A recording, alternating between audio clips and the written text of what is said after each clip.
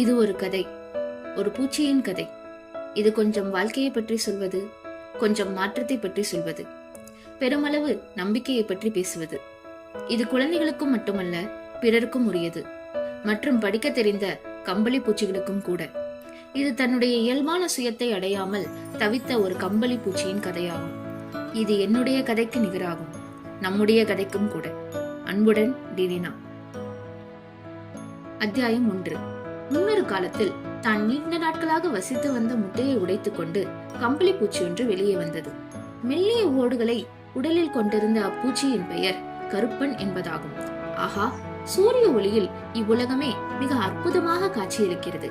அழகு பூமியே, வணக்கம் வணக்கம், கருப்பன் உற்சாகத்துடன் சொன்னது. இப்போது பூச்சிக்கு பசி எடுக்க ஆரம்பித்தது. எனவே அது தான் பிறந்த இடமான மரத்து இலையை தின்று தீர்த்தது. பிறகு மற்றொரு இலையை, அதன் பின் இன்னொன்றை. இதனால் கருப்பனின் உடல் பெரிதாகிக் கொண்டே போனது. இப்படியே சில நாட்கள் வரை உண்பதும் உடல் பெருப்பதுமாய் இருந்த கருப்பன் திடீரென ஒரு நாள் தன் செயல்பாட்டை நிறுத்திவிட்டு சிந்திக்க தொடங்கியது. வெறுமனே தின்பதும் உடல் வளர்ப்பதுமா வாழ்க்கை? இல்லை இல்லை, இதை தவிர வேறேதேனும் இருக்க வேண்டும். தவிர இப்படியே இருப்பது சலிப்பை தருகிறது. இவ்வாறு எண்ணமிட்ட கருப்பன் இதனால் வரை தனக்கு நிழலும் உணவும் தந்த மரத்திலிருந்து கீழிறங்கி அப்பால் சென்றது. இப்போது அது வேறெதையோ தேடுகிறது. மரத்திற்கு அப்பால் புது புது விஷயங்கள் புலப்பட்டன. புல், மண், புதர்கள், ஓட்டைகள், ஓட்டைக்குள்ளிருந்து வெளியே வந்த சின்னஞ்சிறு பூச்சிகள் என ஏகப்பட்ட ஆச்சரியங்கள். ஆனால் எதுவுமே கருப்பனுக்கு திருப்தியை தரவில்லை. பிறகு அது சற்று மேலே நடந்த போது உருவத்தில் தன்னை ஒத்த வேறு சில பூச்சிகளை கண்டதும் மிகவும் சந்தோஷமடைந்தது. ஆனால் முன்னொரு காலத்தில் கருப்பன் செய்து கொண்டிருந்தது போல் அப்பூச்சிகளும் உண்பதில் தீவிரமாக இருந்ததால் பேசுவதற்கு சந்தர்ப்பம் கிடைக்கவில்லை. வாழ்க்கையை நான் புரிந்து கொண்ட அளவுக்கு அவை அறியவில்லை. கருப்பன் ஏக்கத்துடன் பெருமூச்சு விட்டுக் கொண்டது. பிறகு ஒரு நாள் தன்னை போலவே உண்ணாமல் ஊர்ந்து சென்று கொண்டிருந்த வேறு பல பூச்சிகளை கருப்பன் கண்டது. அவையெல்லாம் எங்கே செல்கின்றன என்று கூர்ந்து கவனித்த போது ஏதோ ஒன்று வானம் நோக்கி உயர்ந்திருப்பதை கண்டது. உடனே கருப்பன் மற்ற பூச்சிகளுடன் சேர்ந்து பயணித்த போது வான் தொட்டு எழும்பிய அச்சங்கதி நெளிந்து கொண்டும் தள்ளிக்கொண்டும் இருக்கும் கம்பளி பூச்சிகளால் ஆனதொரு கோபுரம் என்பதை உணர்ந்து கொண்டது. ஆனால் முன்னொரு காலத்தில் கருப்பன் செய்து கொண்டிருந்தது போல் அப்பூச்சிகளும் உண்பதில் தீவிரமாக இருந்ததால் பேசுவதற்கு சந்தர்ப்பம் கிடைக்கவில்லை. வாழ்க்கையை நான் புரிந்து கொண்ட அளவுக்கு அவை அறியவில்லை. கருப்பன் ஏக்கத்துடன் பெருமூச்சு விட்டுக் கொண்டது. பிறகு ஒரு நாள் தன்னை போலவே உண்ணாமல் ஊர்ந்து சென்று கொண்டிருந்த வேறு பல பூச்சிகளை கருப்பன் கண்டது. அவையெல்லாம் எங்கே செல்கின்றன என்று கூர்ந்து கவனித்த போது ஏதோ ஒன்று வானம் நோக்கி உயர்ந்திருப்பதை கண்டது. உடனே கருப்பன் மற்ற பூச்சிகளுடன் சேர்ந்து பயணித்த போது வான் தொட்டு எழும்பிய அச்சங்கதி நெளிந்து கொண்டும் தள்ளிக்கொண்டும் இருக்கும் கம்பளி பூச்சிகளால் ஆனதொரு கோபுரம் என்பதை உணர்ந்து கொண்டது. அக்குவியலில் புகுந்திருந்த ஒவ்வொரு பூச்சியும் உச்சியை அடைய போராடி கொண்டிருப்பதாக தோன்றியது. ஆனால் உச்சியோ மேகத்திற்குள் மறைந்திருந்ததால் அங்கிருப்பது என்னவென்று கருப்பனுக்கு தெரியவில்லை. இப்போது வசந்த கால மொட்டாக கருப்பனின் உள்ளத்தில் புதியதொரு உத்வேகம் பிறந்தது. ஒருவேளை நான் தேடுவது அங்கே தென்படக்கூடும். இவ்வாறு கருப்பனின் உணர்ச்சிகள் பொங்கி வழிய அது தன் பக்கமாக ஊர்ந்து வந்த மற்றொரு பூச்சியை பார்த்து கேட்டு, அக்குவியலில் புகுந்திருந்த ஒவ்வொரு பூச்சியும் உச்சியை அடைய போராடி கொண்டிருப்பதாக தோன்றியது. ஆனால் உச்சியோ மேகத்திற்குள் மறைந்திருந்ததால் அங்கிருப்பது என்னவென்று கருப்பனுக்கு தெரியவில்லை. இப்போது வசந்த கால மொட்டாக கருப்பனின் உள்ளத்தில் புதியதொரு உத்வேகம் பிறந்தது. ஒருவேளை நான் தேடுவது அங்கே தென்படக்கூடும். இவ்வாறு கருப்பனின் உணர்ச்சிகள் பொங்கி வழிய அது தன் பக்கமாக ஊர்ந்து வந்த மற்றொரு பூச்சியை பார்த்து, இங்கே என்னதான் நடக்கிறது? நானே இப்போதுதான் இங்கே வந்தேன், அந்த பூச்சி பதிலளித்தது. எல்லோரும் கோபுரத்தை உச்சியை அடைய முயற்சித்துக் கொண்டிருப்பதால் எதையும் விளக்கி சொல்ல யாருக்கும் நேரமில்லை.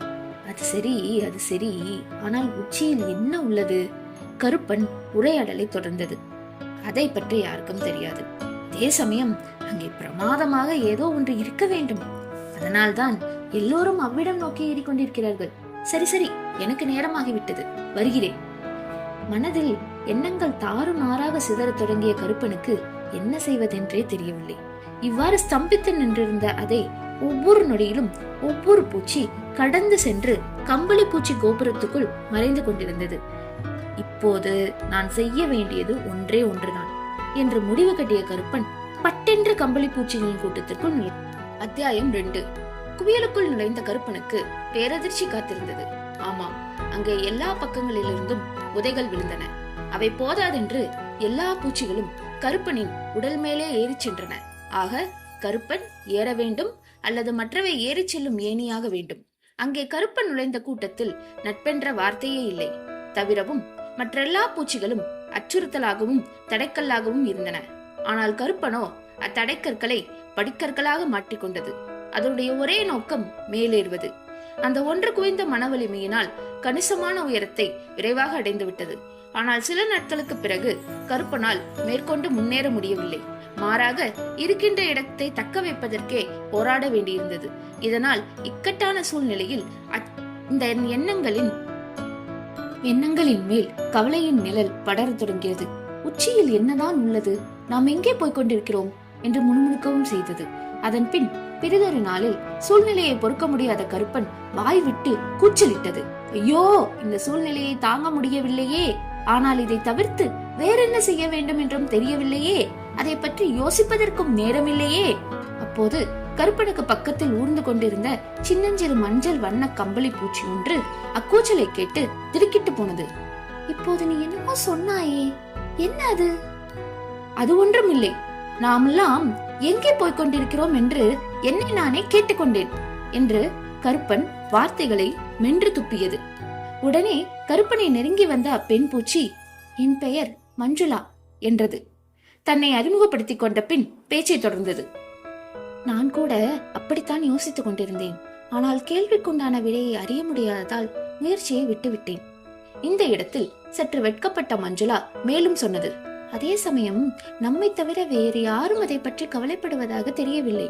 ஆமாம், நாம் உச்சியிலிருந்து எவ்வளவு தூரம் கீழே உள்ளோம் என்பதை அறிவாயா? நாம் அடியிலும் இல்லை, முடியிலும் இல்லை. எனவே இடைப்பட்ட இடத்தில் இருக்க வேண்டும். கருப்பன் பதில் சொன்னது.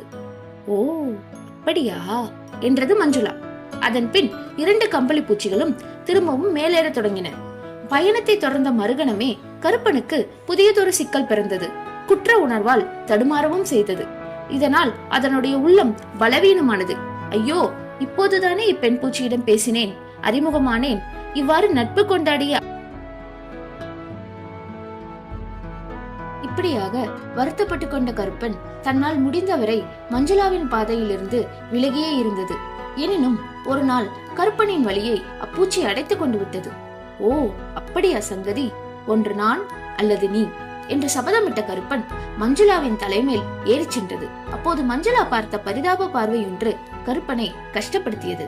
அடச்ச, மேலே இருப்பது எதுவானாலும் சரி, அது ஒரு பொருட்டே அல்ல என்று வருத்தப்பட்ட கருப்பன் மஞ்சுளாவின் அருகே சென்று, தயவு செய்து என்னை மன்னித்து விடு என்று மெதுவாக சொன்னது. அடுத்த கணம் மஞ்சுளா அழத் தொடங்கியது. தெரியாத ஒன்றின் மேல் நம்பிக்கை வைக்கும் இந்த வாழ்க்கையை என்னால் சகிக்க முடியவில்லை. ஆனால் உன்னை கண்ட நாள் முதலாக இதை தொடரவும் முடியவில்லை. அதே சமயம் இதை விட்டு வேறென்ன செய்வதென்றும் புரியவில்லை. உன்னுடன் பேசிய சமயத்தில்தான் இந்த வாழ்வு எவ்வளவு மட்டமானதென்று புரிந்து கொண்டேன். அப்போது நீ என்னை அன்புடன் பார்த்தாயே, அப்பார்வைக்கு நான் வசப்பட்டு விட்டேன். இனிமேல் உன் பக்கமாக இருந்து கொண்டு புற்களை தின்று கொண்டிருந்தாலே போதும் என்று நினைக்கிறேன். மஞ்சுளாவின் பரிதாபம் கலந்த வார்த்தைகளை கேட்ட கருப்பன் விம்மத் தொடங்கியது. இதயத்தின் எல்லாவற்றின் அர்த்தமும் மாறத் தொடங்கியது. இனியும் இந்த இடத்தில் இருப்பதில் எவ்வித பயனும் இல்லை. நீ சொல்வது சரிதான், நான் கூட அப்படி இருக்கவே விரும்புகிறேன். இப்படியாக கருப்பன் சொன்னதன் நிஜமான அதன் அர்த்தம் மேலேறும் முயற்சியை விட்டுவிட வேண்டும் என்பதுதான். அது சற்று கடினமான காரியம். மஞ்சுளா, சற்று பொறுமையாக யோசித்துப் பார். அநேகமாக நாம் உச்சிக்கு அருகில் தான் இருக்க வேண்டும். மற்றும் இவ்வளவு தூரம் வந்துவிட்ட நாம் கொஞ்சம் ஒருவருக்கு ஒருவர் உதவி கொண்டால் இலக்கை அடைந்து விடலாம் என்று எண்ணுகிறேன். நீ சொல்வதை நான் ஒப்புக்கொள்கிறேன், மஞ்சுளா தயக்கத்துடன் சொன்னது. ஆனால் இரண்டுக்குமே மேலே ஏறுவதில் கொஞ்சம் கூட விருப்பமில்லை என்பதுதான் உண்மை. அடுத்த நொடியே தயக்கத்தை உதறி இருந்த மஞ்சுளா உறுதியுடன் சொன்னது. இந்த அவல நிலை வேண்டாம், வா கீழே போய்விடலாம். அப்படியே ஆகட்டும். உடனே மஞ்சுளாவும் கருப்பனும் மேலேறும் முயற்சியை கைவிட்டு விட்டன. அடுத்து எண்ணற்ற கம்பளி பூச்சிகள் கடந்து போய் கொண்டிருந்த தங்களின் உடல்களை ஒன்றோடு ஒன்று சேர்த்து கொண்டன. அங்கே மூச்சு விட கூட சிரமமாக இருந்தது. எனினும் புதிதாக கிடைத்த நட்பினால் அவை இரண்டும் சந்தோஷம் அடைந்தன. அவை ஒன்றுடன் ஒன்றாக சுருட்டி கொண்டு பந்து போல் ஆகிவிட மற்ற பூச்சிகளால் அவற்றின் கண்களின் மேலோ அல்ல இரண்டும் சிரித்தபடி கண்களை மூடிக்கொண்டது. இப்படியாக கருப்பனும் மஞ்சுளாவும் ஒருவரையொருவர் நேசிப்பதும் புற்களை தின்பதும் உடல் வளர்ப்பதுமாகவே இருந்தன. அத்தியாயம் 3. நொடிதோறும் ஒவ்வொருவரிடமும் சச்சரவிடும் சூழ்நிலையில் இல்லாமல் இருப்பதை எண்ணி மகிழ்ந்திருந்தன. இவ்வாறு சில நாட்கள் வரை சொர்க்கம் தெரிந்தது. சில நாட்கள் வரை தான். அதன் பின் சூழ்நிலை அலுப்பை தர தொடங்கியது. இதனால் கருப்பனின் மனதில் ஐயம் ஒன்று ஏற்பட்டது. வாழ்க்கை என்பது இது மட்டுமல்ல, அதையும் தாண்டி வேறொன்று இருக்க வேண்டும். கருப்பனிடம் குழப்பம் ஒன்று உதயமாகி அது மேலும் வளர்வதை கண்டுகொண்ட மஞ்சுளா அதை தேற்ற முயன்றது. அங்கே உள்ள நெரிசல், மூச்சு திணறல், தேவையற்ற போராட்டம், அதே நேரம் இங்கிருக்கும் காற்றோட்டம், சுதந்திரமான வாழ்க்கை, இந்த இரண்டு நிலைகளையும் ஒப்பிட்டுத்தான் பாரே என்று நயமாக எடுத்து சொன்னது. அங்கே கோபுரத்தின் உச்சியில் உள்ளதை காணாமல் கீழிறங்கி வந்தது மாபெரும் தவறு என்று என் அறிவிக்கப்படுகிறது. நாம் நெடுநாட்களாக நன்றாக உண்டு ஓய்வெடுத்திருப்பதால் இந்த தடவை கஷ்டமே படாமல் இலக்கை அடைந்து விடலாம் என்று கருப்பன் எதிர்வாதம் செய்தது. ஆனால் மஞ்சுளாவோ விடாப்பிடியாக மன்றாடியது. நான் சொல்வதை கொஞ்சம் காது கொடுத்து கேள். நமக்கு இந்த அன்பும் அழகான வசிப்பிடமும் போதும். இதை தவிர வேறு என்ன வேண்டும்? மேற்கொண்டு கருப்பன் பேசவில்லை. தவிர தான் சமாதானமடைந்து விட்டதாக காட்டிக்கொண்டது. ஆனால் சில நாட்கள் வரைதான். அதன் பின் அதனுடைய தவிப்பு அதிகரித்துக் கொண்டே போனது. மேலும் கோபுரத்தின் நினைவும் ஆட்டி படைத்தது. எனவே அது அடிக்கடி அங்கே சென்று அண்ணாந்து பார்த்து பெருமூச்சு விட தொடங்கியது. ஆனால் கோபுரத்தின் உச்சியோ மேகத்திற்குள் மறைந்திருந்தது. ஒரு நாள் அந்த இடத்தில் திடுக்கிடும் சம்பவம் ஒன்று நிகழ்ந்தது. பெரிதான உடல் படைத்த 3 கம்பளி பூச்சிகள் எங்கிருந்தோ தொப் தொப் என்று தரையில் விழுந்து நசுங்கி போயின. அவற்றில் 2 பூச்சிகள் முன்னமே இறந்து போய் விட்டிருக்க, ஒன்று மட்டும் உயிருக்கு போராடி கொண்டிருந்தது. கருப்பன் பரிதவிப்புடன் கேட்டது, என்னவாயிற்று? உனக்கு என் உதவி வேண்டுமா? அப்பூச்சியோ சில வார்த்தைகளை உளறி அங்கே உச்சியில் பட்டாம்பூச்சிகள் பறக்கின்றன. பிறகு அதுவும் செத்து போனது.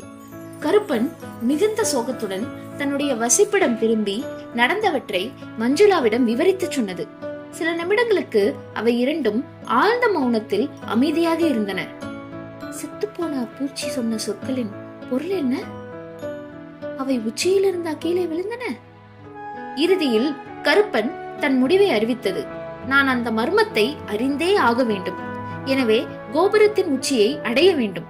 பிறகு மென்மையுடன் மேலும் சொன்னது, எனக்கு உதவியாக நீயும் உடன் வருவாயா? மஞ்சுளாவிற்கு தர்ம சங்கடம் ஆகிவிட்டது. அது கருப்பனின் மீது பேரன்பு கொண்டிருந்தது. அந்த காரணத்தினால் அது எப்போதுமே கருப்பனுடன் இருந்தபடியே அதன் வெற்றிக்கு பாடுபட வேண்டும் என்று ஆவலும் கொண்டிருந்தது. அதேவேளை கோபுரத்தின் மேலேறுவதால் எவ்வித பயனும் கிட்டப்போவதில்லை என்பதையும் சர்வ நிச்சயமாக உணர்ந்திருந்தது. மஞ்சுளாவின் உள்ளத்தின் ஒரு மூலையில் மேலே போகும் விருப்பமும் ஒளிந்திருந்தது.